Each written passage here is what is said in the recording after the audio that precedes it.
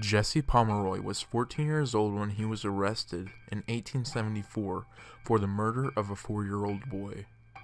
Pomeroy gained the name the Boston Boy Fiend for his actions. He was sent to a children's reform school, but he was released early for good behavior.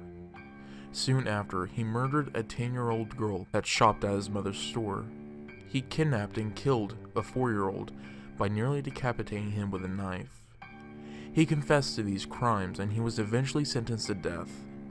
A public outcry changed the sentence to 40 years of solitary confinement.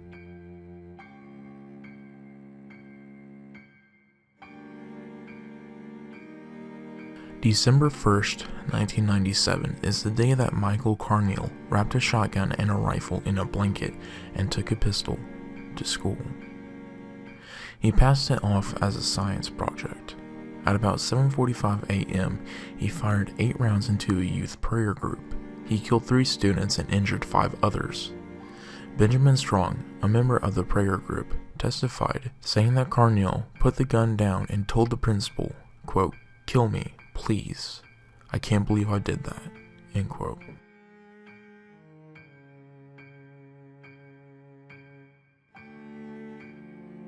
Mary Bell strangled Martin Brown on May 25, 1968. She was alone while killing Brown, but her friend, Nora Bell, aided her in strangling Brian Howe. After they fled the scene of his death, Mary later came back and carved an N into his stomach, which she later carved into an M. She also cut off part of his hair and genitals. Because the girls were so young, their testimonies didn't help very much, and they were eventually convicted of manslaughter. Mary was released from jail in 1980 with anonymity.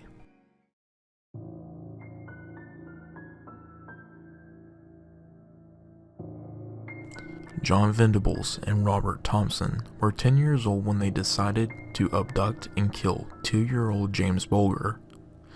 Throughout the day, the 2 boys had shoplifted several stores of batteries and candy. They decided to go one step further and kidnapped Bulger. They had the 2-year-old, but they didn't know what to do with him. Venables and Thompson eventually agreed to kill him. They brought Bulger to his train station, beating him and hurting him along the way. When they got there, the 2 kidnappers beat Bulger with bricks and stones until he was dead. They left the body by the train tracks, where it was eventually discovered.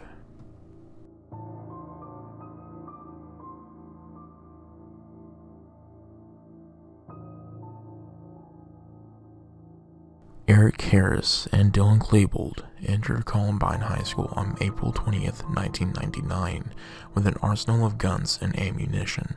They waited until most of the students were gathered in the cafeteria before they opened fire.